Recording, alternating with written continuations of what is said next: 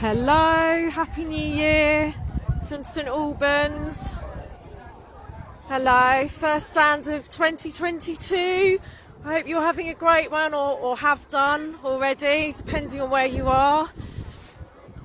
We've got a really nice crowd today. Everyone's really pleased to see each other. We did have people out on Boxing Day, and it was so lovely to see all the photos. So many stands getting together on Boxing Day, which is, yeah, really, really lovely. So we got a birthday here today as well.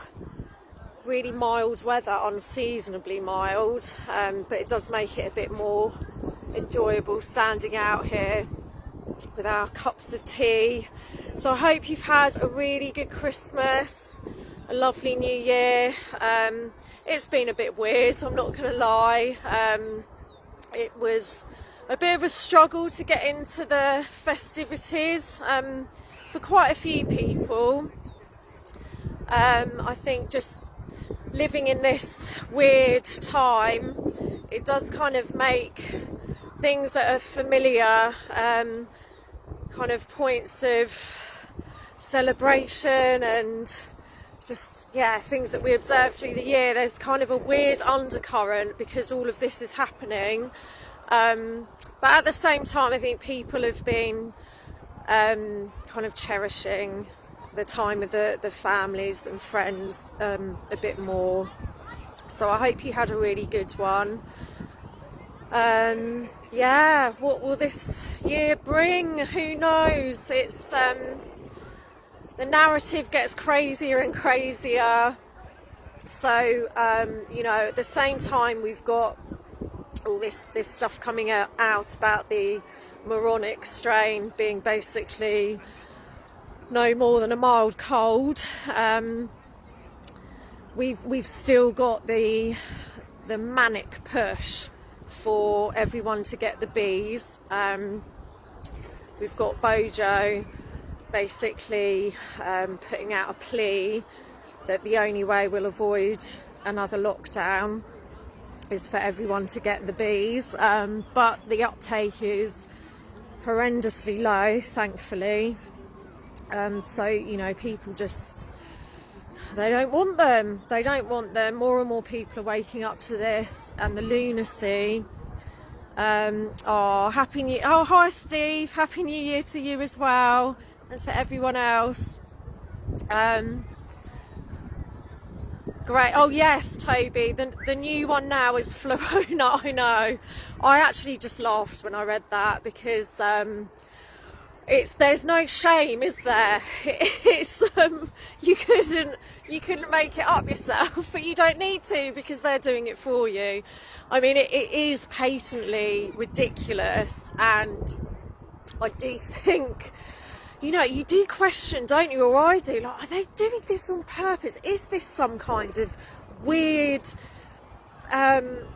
covert screwed up plan to actually wake us up? Because the things that they come out with really can't fail to kind of rouse the sleeping masses, because it's just so out there. But then I think it's actually just down to the fact that they're raving psychopaths and they just don't have that ability to kind of judge what's outright insanity, because they are themselves insane.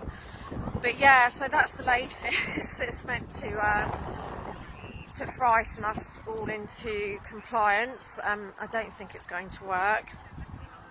What I will say though is they're not giving up. You know, we can't rest on our laurels. As much as the narrative is falling apart, this is a battle. I think quite a lot of people don't really realise on what level this is being played out. This has been a very, very, very long time in the making, and yeah, it's they're not going to just pack up and go home. It's a fight to the end. mark. I don't think 30+ million is low uptake of well, it's apparently 40% of people who've had their invitations to have it done haven't, and there is a panic. I mean, it's been reported everywhere. You know, a lot of people will have them done, of course, but many aren't. And also, you know, it's becoming clear that it's not going to end. The third, and then the fourth, the fifth, the sixth, people aren't really prepared to keep doing it. And when you've got people who've been jabbed are the most ill, it's not actually doing anything to protect anybody. All they can say is, oh, it might lessen symptoms, which is just completely ridiculous. And yeah, it's a really dud narrative. But you know, here we are, so another year. Hopefully you've had a bit of a rest and can steel yourself for whatever the next few weeks and months bring. There is talk of, you know, potential lockdown here in the UK. We just have to see what happens. You know, things can change from day to day at the moment. But yeah, the focus for me is obviously keeping a stand in the park going, spreading. We've got more and more people joining us. Yeah, it's been wonderful to see. It's a positive from looking back over the last year. My life completely changed in every way. This time last year I was still in my job, which I lost due to failure to comply.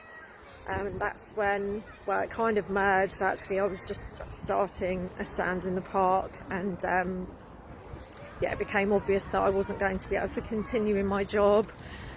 So that, yeah, it's has been so many changes. As with everything, you know, it's been a really crazy, difficult year, but at the same time it's been one of the best ever. So yeah, we just need to focus our energies on all the positives, all the things that we want to create, all the things that we want to experience in our reality, ever mindful, of course, of what's going on. But, you know, energy flows where your attention goes. So that's what we see with the stands, with everybody coming together. I've had so many absolutely amazing messages from people who, yeah, have just found so much solace, so much comfort and connection and support from newfound friends for life. So I urge you, if you're not attending a stand already, if there isn't one near you, get one going. That's all we did. Everyone who's going to a stand, it's so easy. All we've done is just name the park, put it out there. I advertise it everywhere, get people down, building our communities. And now we can register stands on the Against Vaccines Passports website. So Anna Breeze has is compiling a huge directory of businesses that refuse to impose the vaccine passports, and there's a search facility. Obviously we're not a business, so we would go under the other category. So anybody who really wants to get their stand out there even more, you can go to the Against Vaccines Passport website and it says register a business, but like I said, we're under the other category. I'll put details below. I'll edit that later when I get home. But that's a great way also to get your stand out there. You just need the park, the postcode. If you could put an email address, if you're happy to do that. I would recommend actually having a separate stand email address. So lots of people want to be able to get in touch with stands before they turn up. So if you could put, for those that want to register, an email address so people can find out where to find you and so on and so forth. So yeah, there's lots of ways to get your stands out there. Just give me a shout if you want to shout out, to put on social media. Of course, you're very welcome to post in the Telegram groups, the Facebook group when it's up and running. It was down again, but it's back up once more at the moment anyway. Yes, so it's a little bit chilly now. I'm going to get back to my cup of tea, some birthday cake and mince pies left over from Christmas. So I will be in touch again soon, and yeah, have a wonderful start to the year. Stay strong, stand together, don't give in, don't let them wear you down. Keep your focus always on what you want to see, what you want to experience.